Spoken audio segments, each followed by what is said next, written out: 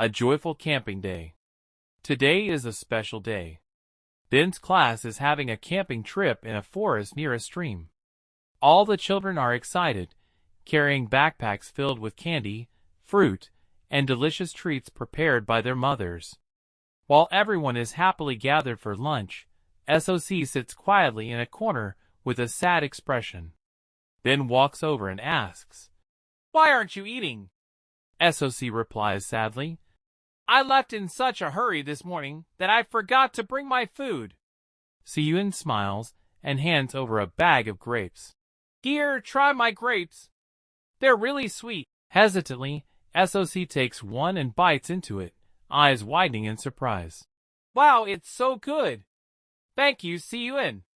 Mi gives Squirrel a portion of sticky rice, and Ben hands over a piece of bread.